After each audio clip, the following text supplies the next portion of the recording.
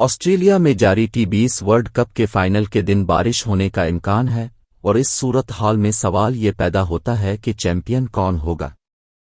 टी20 world cup 2022 का final 13 नवंबर बरोज इतवार को मेलबर्न क्रिकेट स्टेडियम में खेला जाएगा। मौसम की पेशगोई करने वाली वेबसाइट्स के मुताबिक 13 नवंबर की शाम मेलबर्न में बारिश होने के 80% से ज़ायद इम्कान मौजूद हैं। फाइनल के लिए मुख्तस किए गए दूसरे रोज़ यानी पीर को भी बारिश का कवी इम्कान है। आईसीसी के जारी करदा शेड्यूल के मुताबिक फाइनल को इसी रोज़ मुकम्मल करने की कोशिश की जाएगी।